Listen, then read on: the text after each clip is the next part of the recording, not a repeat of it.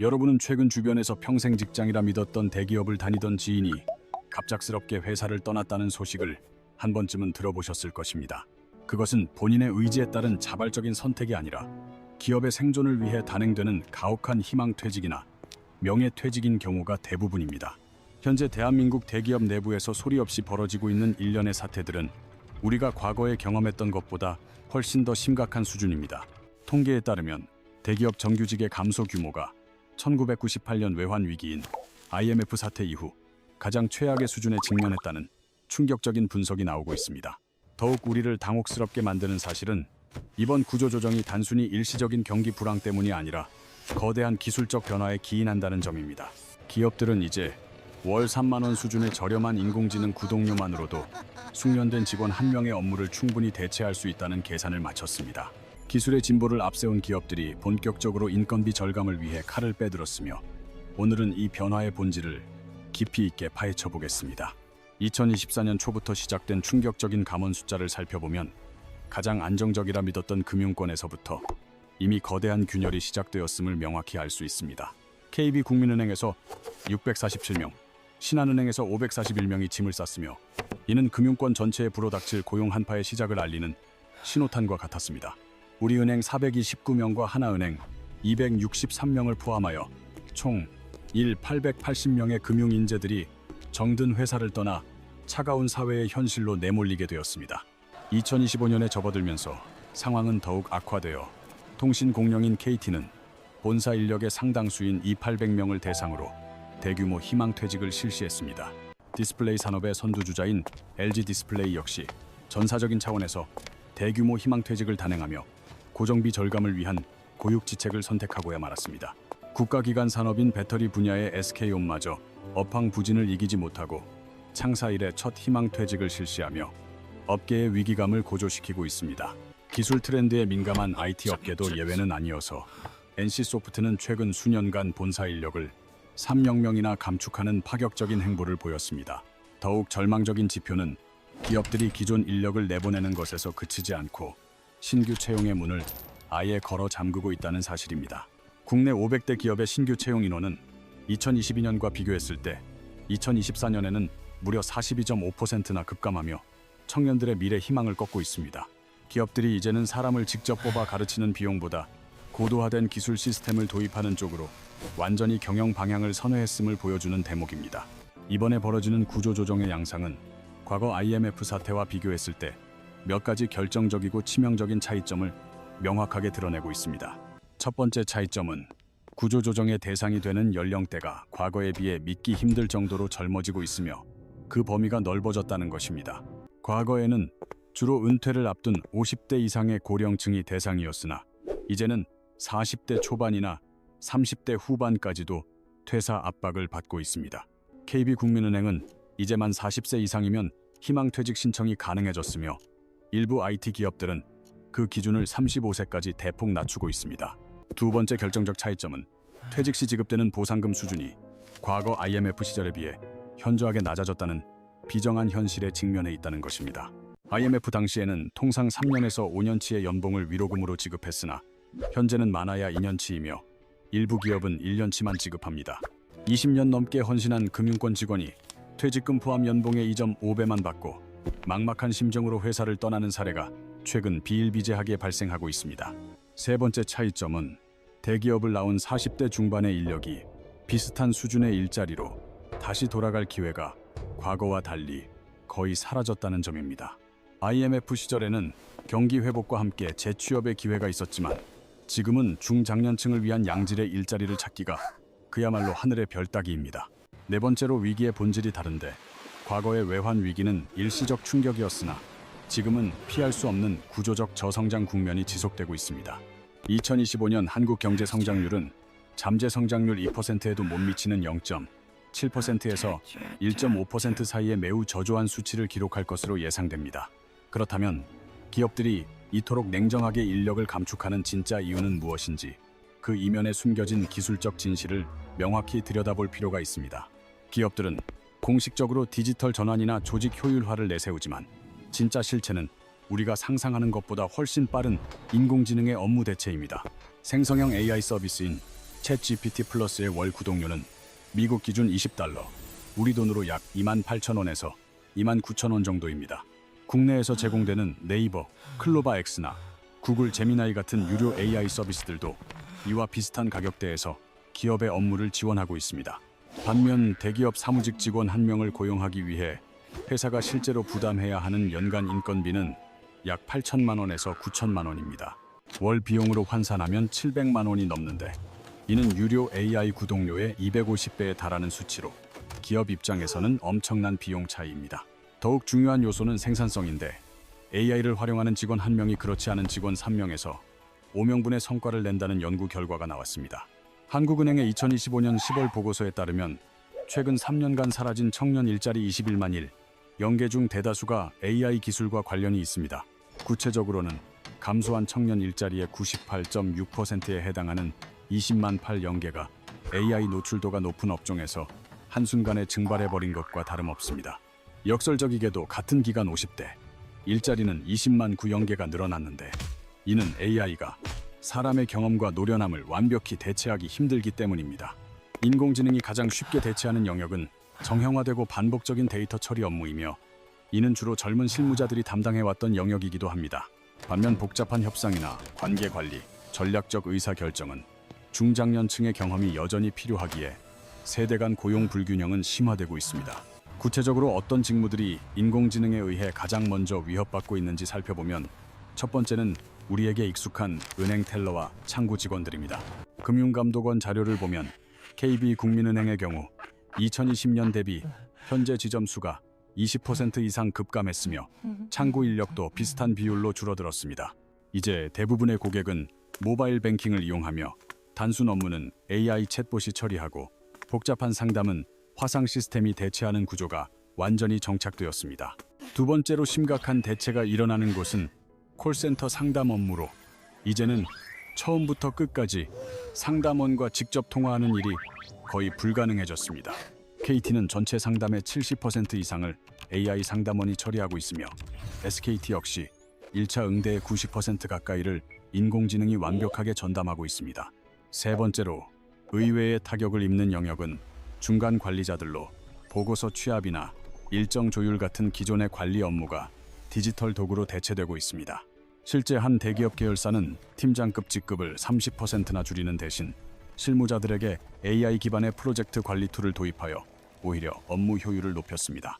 네 번째는 고도의 정확성이 요구되던 회계와 재무 분석 업무로 전표 처리와 결산 보고서 작성 업무가 급격하게 자동화되고 있는 실정입니다.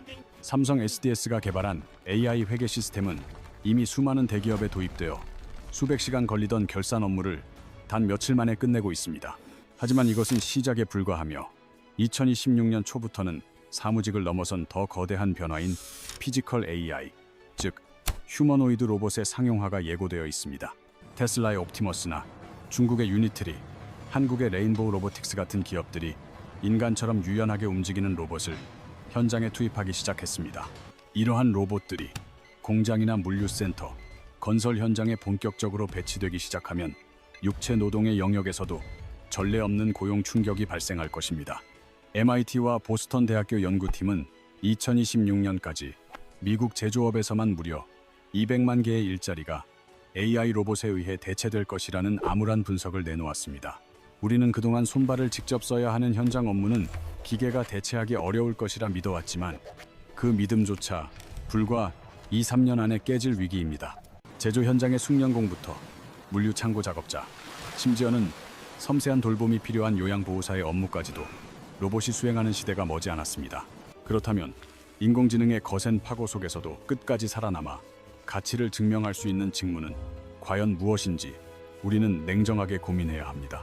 첫 번째로 살아남을 영역은 창의성이 필요한 일로 정보를 단순히 조합하는 것을 넘어 완전히 새로운 개념이나 예술적 가치를 창조하는 업무입니다. 두 번째는 복잡한 대인 관계나 고도의 협상이 필요한 일로 BEB 영업이나 전략적 파트너십 구축은 여전히 사람만이 수행할 수 있는 영역입니다.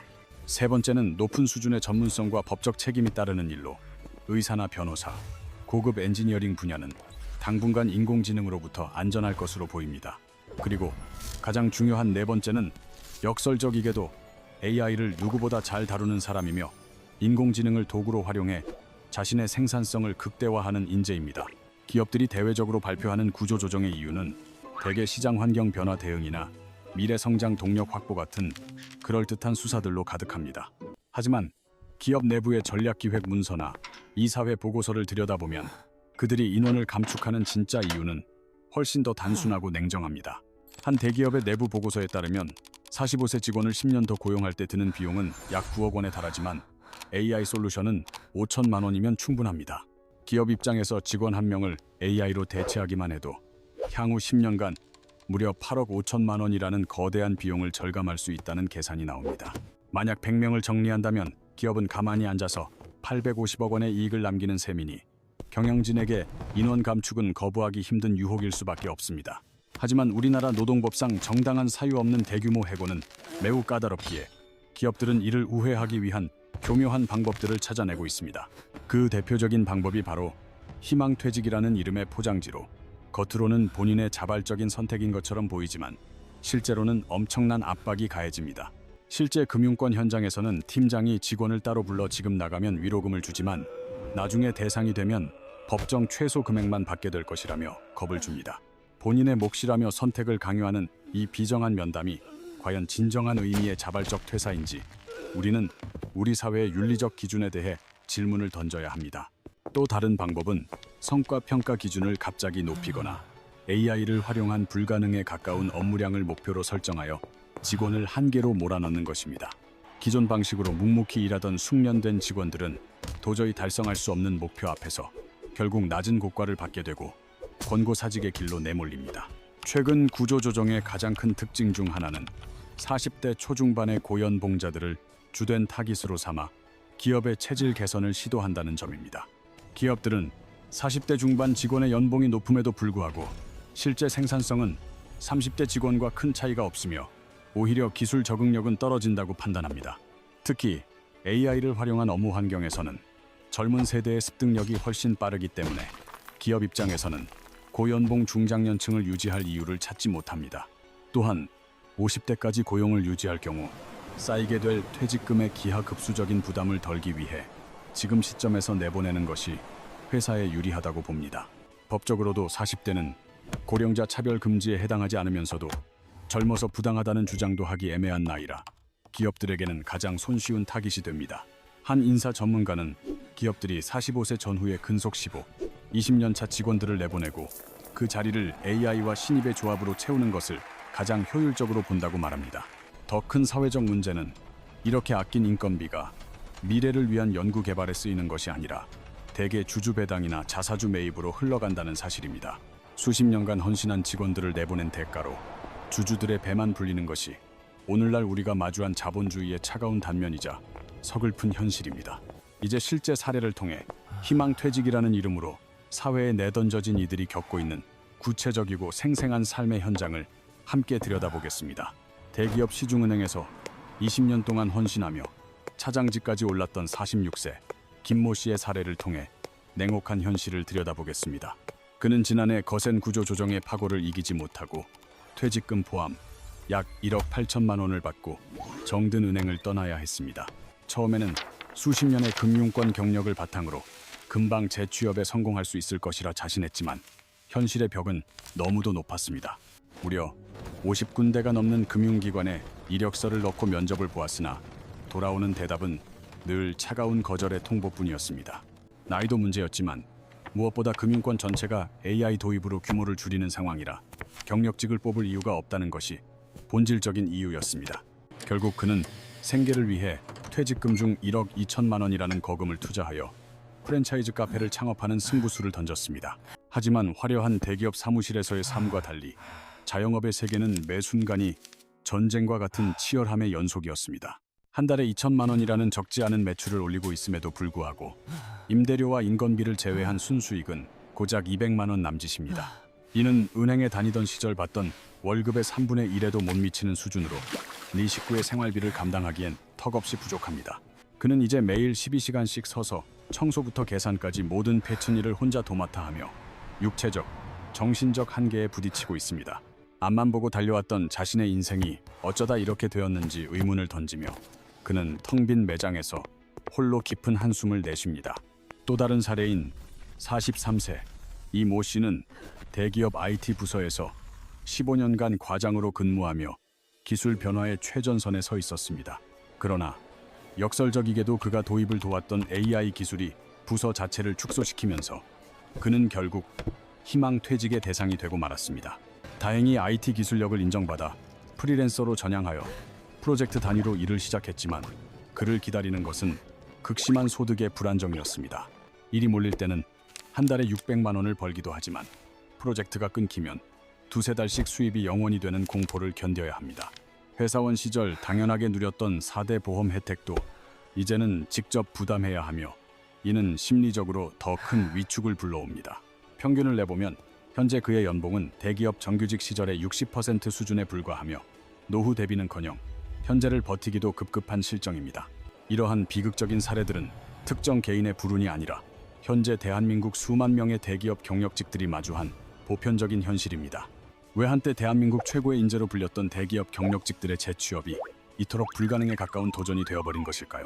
이제 우리는 그들이 사회적 안전망 밖으로 밀려날 수밖에 없는 구조적 원인과 나이 장벽의 실체를 더 깊이 분석해 보아야 합니다.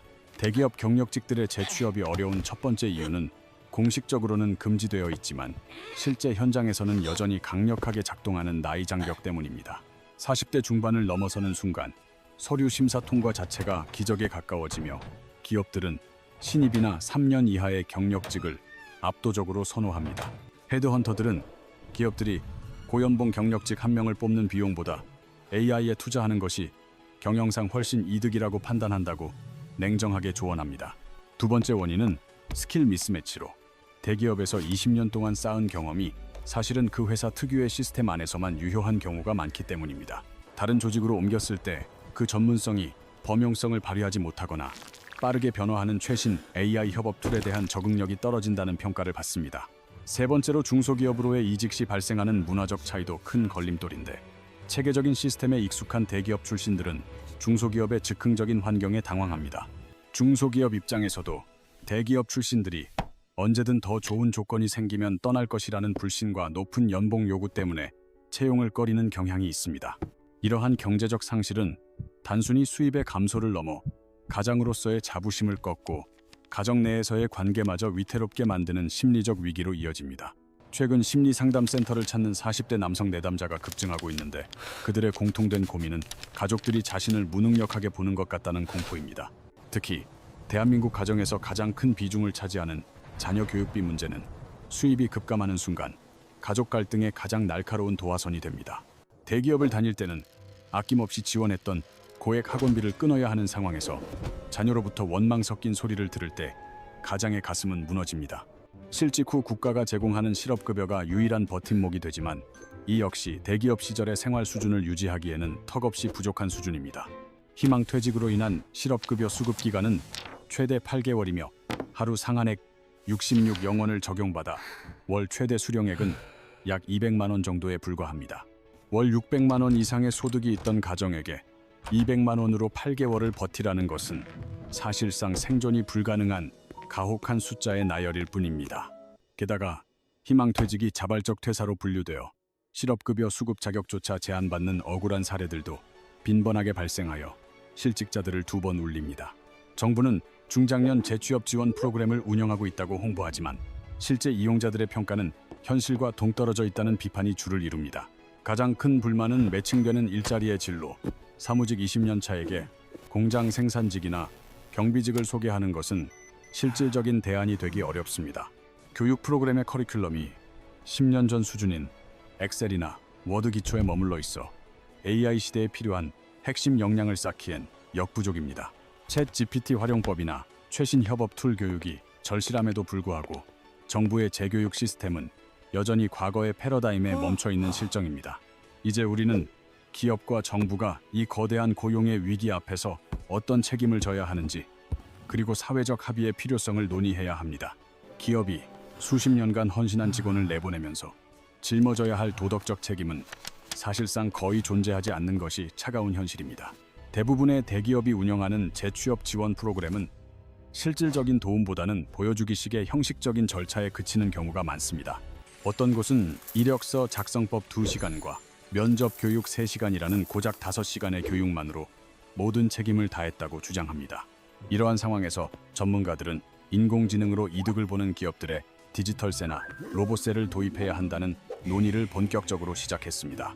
인공지능이 창출한 막대한 이익에 과세하여 이를 일자리를 잃은 사람들을 위한 보편적 기본소득의 재원으로 활용하자는 구상입니다.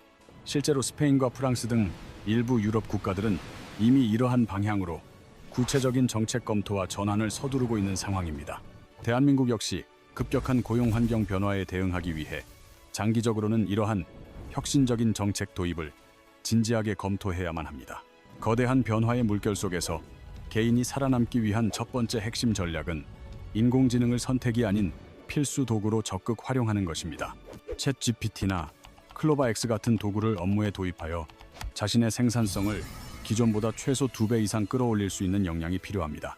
인공지능에 의해 대체되는 수동적인 입장에서 벗어나 기술을 지배하고 활용하는 능동적인 주체로 거듭나야만 생존이 가능합니다. 프롬프트 엔지니어링과 결과물 검증 능력 같은 인공지능 협업을 위한 기본 스킬을 지금 당장 습득하는 노력이 무엇보다 중요합니다. 2026년부터 본격화될 휴머노이드 로봇 시대를 대비하여 현장 업무 종사자들도 로봇 운영 기술을 미리 익혀둘 필요가 있습니다. 두 번째 생존 전략은 평생 직장이라는 환상에서 완전히 벗어나 자신만의 독립적인 재정적 안전망을 철저하게 구축하는 것입니다. 최소 1년치의 생활비를 현금성 자산으로 언제든 사용할 수 있게 보유하고 월급 이외의 다양한 수익원을 만들어야 합니다.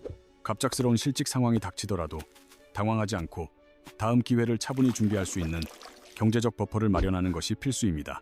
현재 직장에 다니고 있을 때 부업이나 투자, 프리랜싱 등 자신만의 수익 파이프라인을 미리 준비하고 연습해 보시길 권장합니다.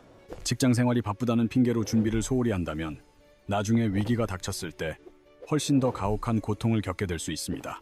세 번째 전략은 소속된 회사 안에서만 인정받는 경력이 아니라 시장 전체에서 가치를 인정받을 수 있는 범용적인 역량을 쌓는 것입니다. 20대와 30대 청년층은 인공지능 활용 능력과 데이터 분석 같은 미래 산업의 핵심 역량을 강화하는 데 모든 에너지를 집중해야 합니다. 30대 후반에서 40대 초반의 직장인들은 특정 분야에 대체 불가능한 전문가가 되거나 완전히 새로운 길을 개척할 구체적인 준비를 마쳐야 합니다. 하지만 우리가 반드시 기억해야 할 사실은 현재의 고용 위기가 개인의 처절한 노력만으로 극복하기에는 그 한계가 너무나 분명하다는 점입니다. 인공지능 시대에 발맞추어 노동법을 전면 개정함으로써 희망퇴직이라는 이름으로 자행되는 사실상의 강제퇴직을 막을 수 있는 법적 장치를 마련해야 합니다. 또한 정부는 과거의 방식에서 벗어나 급변하는 기술 환경에 즉각적으로 대응할 수 있는 실질적이고 현대적인 AI 재교육 시스템을 구축해야 합니다. 현재의 가혹한 현실을 반영하여 실업급여의 지급기간을 연장하고 수급금액을 현실화하여 실직자들이 최소한의 인간다운 삶을 유지할 수 있게 해야 합니다.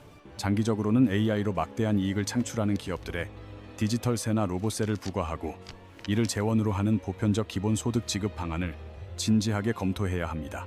실제로 스페인과 프랑스 같은 일부 선진 국가들은 이미 이러한 혁신적인 방향으로 정책의 키를 돌려 구체적인 대안을 마련하고 있습니다. 대한민국 사회 역시 이제는 기술의 진보가 가져올 그늘을 직시하고 장기적인 안목에서 대대적인 정책적 전환을 시도해야 할 시점입니다. 기업들은 단순히 경영 효율과 이익만을 추구할 것이 아니라 수십 년을 함께한 직원들에 대한 최소한의 사회적 책임을 통감해야 합니다. 오늘 우리는 2025년 12월의 최신 데이터를 바탕으로 IMF 사태에 버금가는 대기업 정규직 감소라는 충격적인 대한민국 경제의 현주소를 살펴보았습니다. 월 3만 원 남짓의 인공지능 구독료가 수천만 원의 연봉을 받는 숙련된 인간의 자리를 냉정하게 대체하고 있는 것이 지금의 현실입니다.